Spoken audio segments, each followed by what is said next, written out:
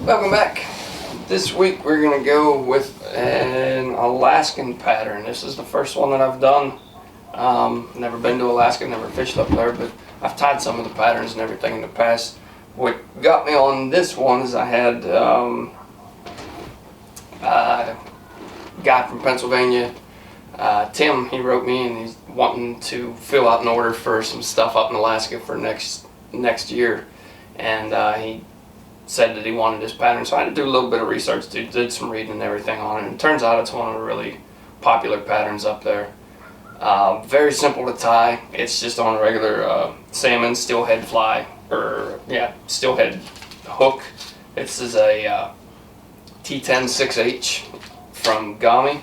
Any of these, curved, something a little bit heavier on the heavier gauge wire would work fine. This is a size 4 that we're using here. I'm going to go ahead and get somewhat centered up here. And we're going to do this one in like a purple and pink combo today. I get some pretty wild color combinations out there. Even if you look at some of the old school steelhead and salmon patterns, you get a lot of like the blues and pinks and purples, greens, all of that stuff. They really get some neat looking patterns up there. So, but that being said, you can also tailor this. This would be a great pattern to run on a swing.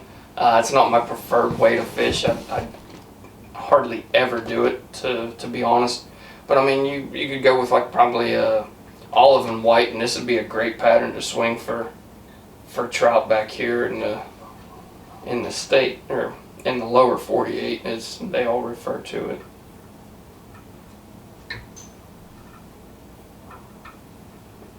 Let's see here, so go ahead and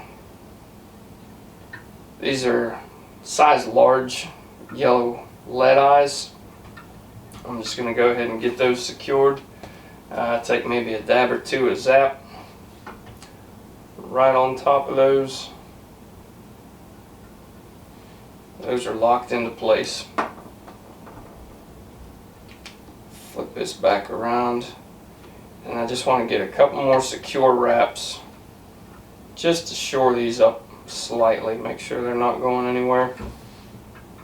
Really quick pattern to tie as well. Really quick pattern. So you can knock a lot of these out in a hurry. For the tail on this one, I'm just going to take some purple rabbit strip. This is just regular size, 1/8. We're not going Magnum or anything like that. I'm just going to tie this in, measure this out, and peel all these fibers back, get a nice clean area to cut with, and then that's all it is for the tail. We're just going to run that tail straight back.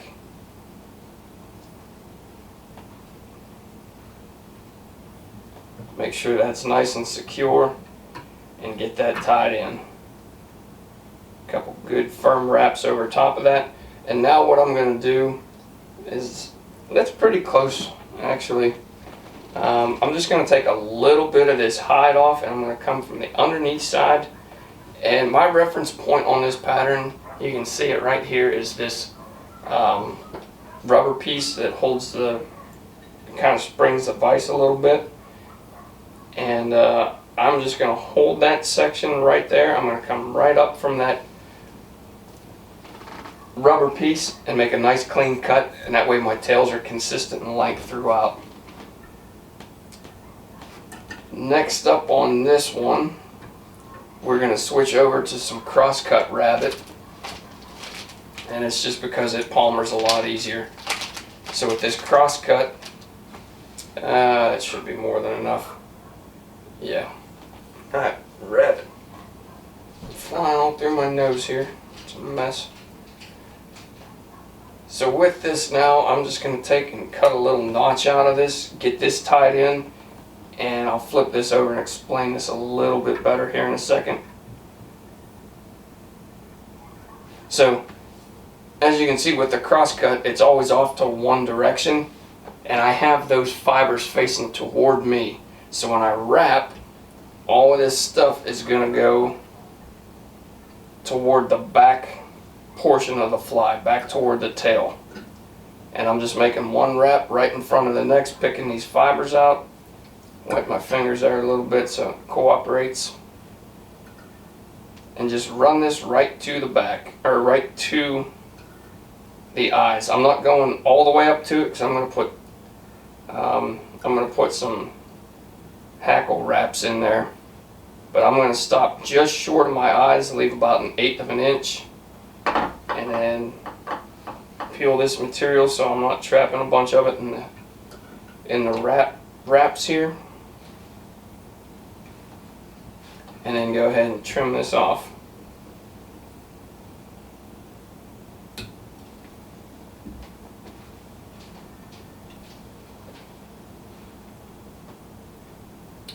Go ahead and secure your rabbit. And then the last thing we're going to do on this pattern before we whip finish is take some pink and purple Schlappen. We're going to tie these in at the same time. So that being said, we want to marry these up to where they're about the same length. And this is it's going to be kind of tough to gauge this because, yeah, that's pretty good. You want about the same width, that way one color is not going to overtake the other. Or if you do want one color to overtake the other, obviously pick one that's a little bit bigger. But I want these to be pretty similar.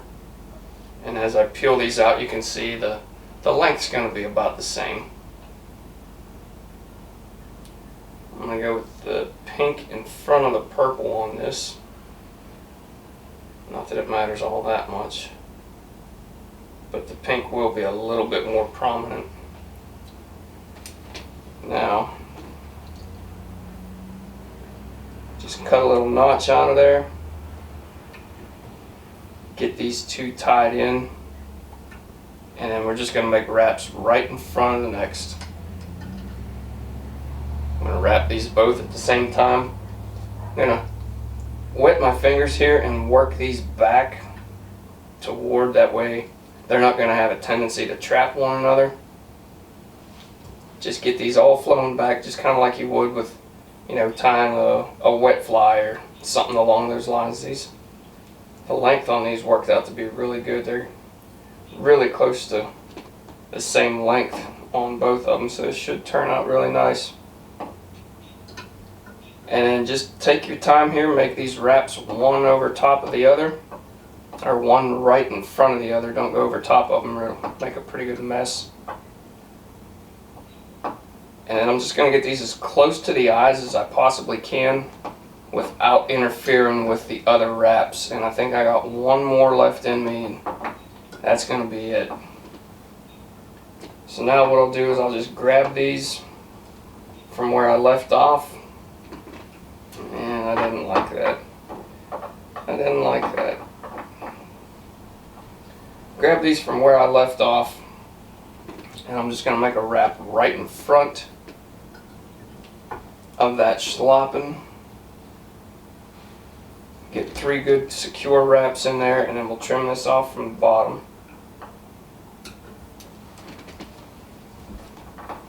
Before I go doing anything with that Schlappen, I want to work my way to the front here and then whip finish.